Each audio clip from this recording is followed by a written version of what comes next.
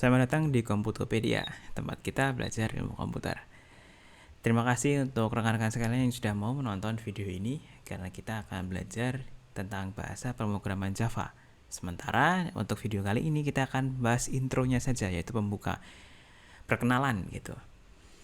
Nah, ini termasuk dalam seri praktikum pemrograman 2 di ilmu komputer UGM. Tanpa lebar panjang, kita langsung saja masuk ke materinya. Yang pertama akan kita bahas adalah di bahasa pemrograman Java itu sendiri. Sebenarnya apa sih bahasa pemrograman Java? Java ini itu memiliki keuntungan dapat membuat seluruh bentuk aplikasi. Jadi kalau misalkan kita program, kita buat aplikasinya, itu kita bisa membuat aplikasi desktop, bisa web, bisa mobile, jadi Android juga ada basisnya dari Java, dan lain-lainnya. Keuntungan lainnya adalah dia berorientasi objek. Nah, apa sih orientasi objek? Nah, nanti akan kita bahas di video selanjutnya. Di Java sendiri ini itu adalah multi-platform, yaitu bisa di-run di Linux, di Mac, dan di Windows. Dan memiliki slogan ini, write once, run anywhere. Jadi tinggal ditulis sekali, bisa di-run di mana aja. Kalau mau ditulis di Mac OS misalkan, kemudian mau di-run di Windows, ya tinggal copy aja, selesai. Tidak ada perlu tambahan coding-codingan yang lainnya. Nah, di basic syntax di sini kita akan membahas ada 4 basic syntax utama. Yang pertama itu adalah objek. Jadi objek itu adalah sebuah bentuk ya. Jadi kayak sebuah bentuk, misalkan sebuah benda yang biasanya kita miliki, misalnya kucing gitu ya. Kita punya kucing. Objeknya adalah sebuah kucing, di mana kucing ini tuh memiliki perilaku dan memiliki ciri atau bentuk. Misalnya kucingnya itu berwarna putih atau hitam. Kemudian bahkan si kucing ini punya nama. Misalkan kucingnya kita namakan Mimi gitu ya. Si Mimi adalah sebuah objek kucing yang dia memiliki warna putih dan hitam. Nah, dia juga memiliki perilaku. Maksudnya si kucing ini bisa berjalan, bisa lompat, bisa makan. Nah, itu adalah perilaku-perilaku yang dilakukan oleh objek kucing ini. Jadi itu gambaran tentang objek. Yang kedua adalah kelas. Kelas ini seperti apa ya? Blueprint atau cetakan. Nah, dapat dicat menjadi sebuah cetakan dari sebuah objek. Misalnya kalau objek kita adalah kucing, maka kelasnya adalah kelas kucing. Jadi secara umum, kucing itu secara umum bagaimana sih? Secara umum kucing memiliki kakinya 4, bisa berjalan. Nah, itu adalah sebuah kelasnya. Tapi dari isi-isinya, dari namanya berbeda, bisa beda, dari warnanya juga bisa berbeda. Jadi kalau objek itu sudah sangat ditentukan oleh namanya, warnanya, tapi kalau kelas dia masih berupa yang cetakan secara umumnya. Yang ketiga adalah method. Method ini lebih ke perilakunya. Jadi kalau di dalam kelas kita ada perilakunya, ada metodnya. Misalnya di kelas kucing tadi ada metode berjalan, ada metode lompat, ada metode makan, misalnya 3 itu ya. Nah, itu adalah perilaku-perilaku yang bisa dilakukan oleh kelas itu. Itulah metode. Nah, yang terakhir, yang di keempat ini adalah instance variable, yaitu variabel. Lebih mudahnya mungkin bahasanya akan sering disebut sebagai variabel, di mana itu yang menyimpan data-datanya. Misalnya nama. Si kucing ini memiliki nama Mimi. Ya, variabel nama diisinya Mimi. Ada variabel warna. Warnanya tadi apa? Putih dan hitam. Ada variabel misalkan ukuran. Ada variabel ya macam-macam yang lainnya. Jadi kira-kira akan seperti ini. Contohnya kita lihat ya. Kalau tadi kan masih kita perandaian dengan ekor kucing. Kita lihat di sintaksnya seperti apa. Nah, bisa dilihat di sini itu adalah ini kelas. Jadi ini adalah kelasnya yang paling tinggi, biasanya adalah kelasnya. Package-nya itu sekumpulan Java, sekumpulan kelas itu adalah di package. Kemudian ada kelas di sini, nama kelasnya adalah Java Application 1.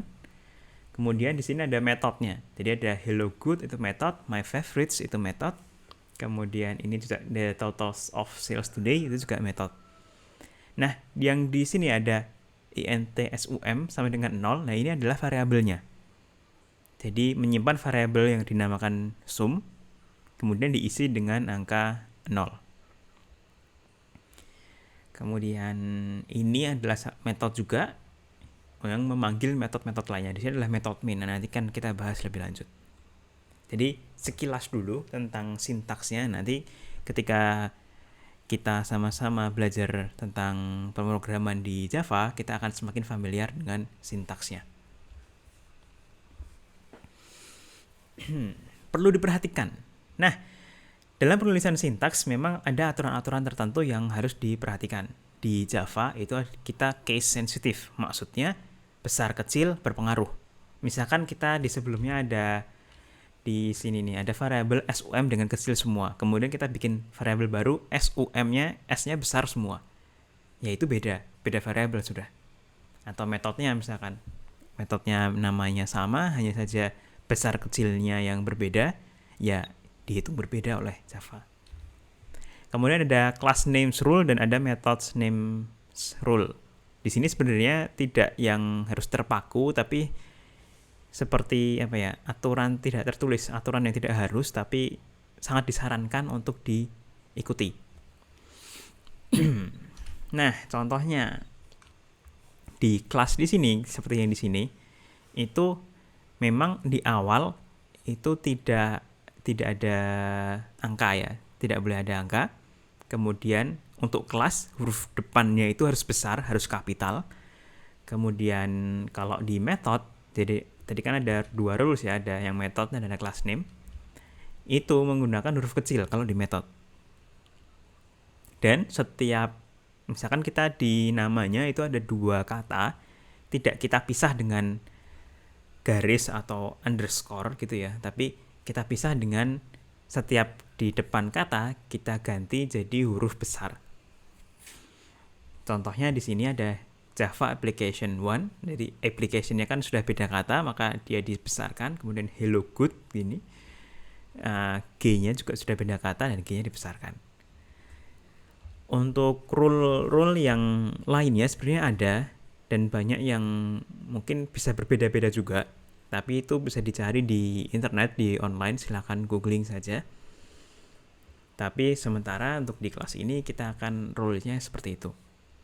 Dan yang terakhir ini adalah public static void main. Nah, ini memang harus fix, harus ada di setiap Java, terutama yang di kelas main-nya, maksudnya yang ingin di-run, yang ingin dijalankan programnya. Maka harus sama persis seperti ini.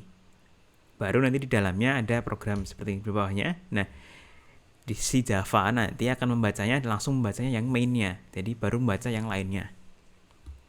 Pasti dia akan mencari mainnya terlebih dahulu, jadi itu sangat penting. Dan string args-nya ini apa sih gitu ya. Nah, nanti kalau misalnya ada pertanyaan silahkan komen atau tanya saya langsung ke saya. Nah, bahasan selanjutnya adalah tentang types atau tipe. Ini file types ya, variable types, mohon maaf. Jadi yang pertama adalah integer. Jadi ini angka bulat.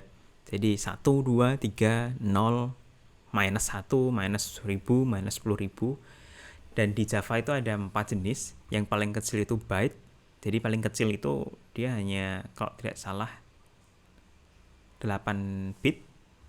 Oh maaf, ada 4 bit kalau nggak salah. Jadi sangat kecil. Dari segi memori juga, kalau misalkan kita hanya butuh angka 1 sampai 100 ya kita pakai byte saja. Akan menyimpan lebih mengirit memorinya. Kemudian short dia akan lebih besar lagi, int lebih besar lagi, yang paling besar adalah long. Ini 2 pangkat 64 kalau nggak salah. Kemudian ada floating point. Floating point itu yang koma-koma. Sementara ada 2 tipe, ada float dan double. Di sini yang ini adalah tipe-tipe yang primitif ya, jadi yang memang terinstall di Java-nya secara standarnya. Kemudian ada karakter, ini ada char. String kok nggak masuk karakter? Nah, ini kita akan bahas lebih lanjut di video berikutnya. Tapi nggak masuk. String itu bukan native-nya, jadi bukan yang bawaan dari Java-nya. Ini ada binary yang terakhir, jadi boolean ya, isinya hanya 1 atau 0 atau true and false. Jadi inilah native types yang ada di bahasa pemrograman Java. Lanjut, kita akan bahas tentang variable, constants, and assignment. Nah, di sini mungkin akan banyak sekali ya. Kita lihat dulu dari yang nomor 1. Untuk mendeklarasikan variabel, nulisnya seperti ini. Jadi ditulis dulu types-nya. Jadi ada type, kemudian ada identifier. Identifier itu nama variabelnya. Jadi misalkan int option. Jadi kita akan punya variabel option dengan isinya nanti int. Multiple yang nomor 2 ya, kita lihat multiple itu bisa dilakukan. Jadi caranya, tapi type-nya dulu kemudian nama-nama variabelnya. Tapi tidak bisa kalau type-nya berbeda. Jadi harus yang type-nya sama. Nah, yang ketiga, declare. Jadi kita kasih tahu kalau kita bikin variabel baru sekaligus memasukkan nilai. Jadi ada langsung misalkan int magic number sama dengan 88. Jadi dia kalau yang di atas nomor 1 ini dia tidak ada sama dengannya, karena kita mau langsung assign, maka di sini kita langsung sama dengan 88. Kemudian yang nomor 5, kita declare constant. Jadi constant itu tidak bisa diubah setelah di-declare. Jadi dia hanya di-declare sekali, kemudian setelah itu tidak bisa diubah. Kalau misalkan mau diubah, maka Java-nya akan error. Misalnya kalau kita mau declare tentang pi, bilangan pi, ada tambahan final di depannya. Jadi final, kemudian type, kemudian identifier-nya, kemudian kita isikan value-nya. Kemudian yang nomor 6, kita adalah assign of literal value to the variable. Jadi sebenarnya mirip dengan yang tadi. Kalau misalkan kita yang nomor 3 ini declare dan assign, maka di nomor 6 dia hanya assign saja. Kalau assign, jadi kita masukkan value ke variabelnya ada namanya, kemudian kita masukkan, itu dikasih sama dengan di tengahnya. Sama dengan kayak dari angkanya masuk ke variabelnya. Misalnya kita number sama dengan 88, kemudian kita mau assign lagi si number ini, kita assign dengan nomor baru, ya nomor barunya ini akan masuk, kemudian yang tadi yang 88 ini akan hilang. Jadi dia akan menyimpan di nomor yang di-assign yang terakhirnya. Nah, di nomor 7 ini kita juga bisa meng-assign sebuah ekspresi. Maksudnya, tadi kan kita ada variabel, misalkan variabel number, kita assign dengan angka ya, 88, tapi sekarang ini adalah berupa expression. Jadi misalkan A plus B. Jadi A plus B nanti akan masuk ke variabel ini. Itu juga bisa. Jadi semuanya yang ada value-nya, A plus B kan nanti dicek oleh Java, dia akan mempunyai value, maka dia akan memiliki value. Kemudian bisa masuk di variabel, bisa di-assign. Nah, yang tidak kalah pentingnya dari sebuah penulisan pemrograman adalah komen. Bagaimana kita menulis komen di pemrograman Java. Komen ini penting karena kita harus tahu mana yang mana. Kalau nggak kita kasih catatan gitu, ya kita kadang terlupakan. Nah, si komen ini dia tidak akan di-run oleh Java, tapi biar nggak error, kita harus cari tahu bagaimana sih caranya kita membuat komen yang bagus. Ada 2 tipe komen. Yang pertama adalah one line, jadi yang satu line aja. Dia dimulai dengan garis miring 2, kemudian diisi komennya. Kemudian ada yang block. Block ini dia bisa multiple line. Beberapa line yang bisa semuanya jadi komen di dalamnya. Nah, itu dimulai dari garis miring bintang, kemudian diakhiri dengan bintang garis miring. Seperti yang ada di sini ya. Di sini dia masih berupa komen, di enter ini dia masih berupa komen. Nah, kalau sudah di luar yang bintang garis miring ini, maka dia sudah bukan komen. Ada 2 komen itu. Dan di setiap kali kita melakukan pemrograman, ada baiknya kita menuliskan komen di langkah-langkah yang cukup rumit. Maksudnya tidak mudah dibaca. Misalkan kita jelas X sama dengan X plus 1, itu kan cukup jelas, kita hanya menambahkan 1, ya itu tidak perlu dikomen. Tapi kalau misalnya kita ada X sama dengan Y plus Z plus apa, nah itu mungkin perlu dikomen. Oh ini menambahkan apa dan apa. Jadi komen itu penting. Yang akan kita bahas selanjutnya adalah operator. Operator biasa, operator maksudnya di value ada kali, bagi, modulo. Jadi modulo ini sisanya misalkan 10 modulo 4 ada berapa? 10 modulo 4, 10 dibagi 4 sisanya ada 2, maka hasilnya adalah 2. Kemudian ada tambah, kurang, sama dengan ini bersifat assignment. Jadi seperti tadi di variabel, kalau kita sama dengan, kita assign-kan, kita masukkan dia value-nya ke variabel. Kemudian ada operator plus sama dengan, minus sama dengan, bintang sama dengan, bagi sama dengan, penulis sama dengan. Ini sebenarnya mirip seperti X plus sama dengan 1 itu sama seperti X sama dengan X plus 1. Nah, di sini bisa jadi cukup tricky kalau misalnya kita nggak terbiasa. Kita coba ya, misalkan X minus sama dengan 1, maka sama dengan X sama dengan X minus 1. Nah, kira-kira akan sama untuk seluruhnya yang di sini. Selain operator matematika yang tadi, kita juga memiliki di boolean operators. Nah, ini akan digunakan untuk counterflow. Maksudnya di nanti yang setelah ini kita akan bahas. Ada and, ada or, not, sort, equal to. Jadi sama dengan itu equal to. Kalau kita mau membandingkan dua value, itu jangan sama dengan. Karena sama dengan sudah dipakai di assign tadi, maka adalah sama dengan. Di Java menggunakan yang seperti itu. Kemudian ada not equal to, tidak sama dengan. Maka pentung dan sama dengan, itu tidak sama dengan.